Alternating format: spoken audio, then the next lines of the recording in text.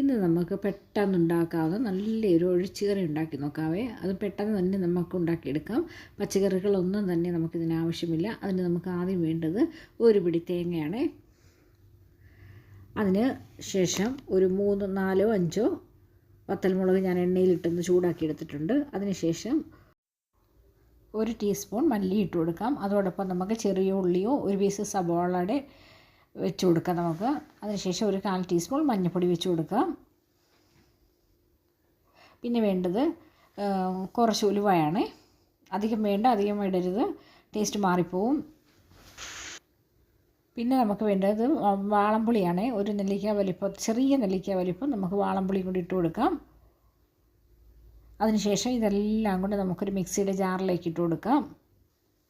അതിനുശേഷം നന്നായിട്ട് നല്ല ഫൈൻ പേസ്റ്റായിട്ട് നമുക്കിത് അരച്ചെടുക്കണമേ. ഒട്ടും തരി കാണാൻ പാടില്ല, നന്നായിട്ട് അരച്ചെടുക്കുക. പിന്നെ നമുക്ക് ചൂടായ ഒരു ചട്ടിയിലേക്ക് ഇത് ഇട്ട് കൊടുക്കാം. ഇത് തിളയ്ക്കാൻ പാടില്ല. അതോടൊപ്പം തന്നെ നമുക്ക് ഉപ്പും ഇട്ട് ആവശ്യത്തിന് ഇച്ചിരി വെള്ളം ഒഴിച്ച് ഒന്ന് നന്നായിട്ട് ചൂടാക്കിയെടുക്കാം. തിളയ്ക്കേണ്ട ആവശ്യമില്ല. നല്ല അടിപൊളി കറിയാണ്. എല്ലാവരും ഒന്ന് ഉണ്ടാക്കി നോക്കുക. നമുക്ക് പെട്ടെന്ന് തന്നെ ഉണ്ടാക്കിയെടുക്കാൻ പറ്റും. അതിനുശേഷം നമുക്ക് നല്ലൊരു താളിപ്പും കൂടി ഇട്ട് കൊടുക്കാവേ. കടുകും വത്തൽമുളകും കറിവേപ്പിലയും എല്ലാം കൂടി ഇട്ട് നമുക്ക് താളിച്ചും കൂടി എടുക്കാം. നല്ല അടിപൊളി കറിയാണ്. എല്ലാവരും ഒന്ന് ഉണ്ടാക്കി നോക്കുക. പെട്ടെന്ന് ഉണ്ടാക്കിയെടുക്കാൻ പറ്റുന്നതാണ്.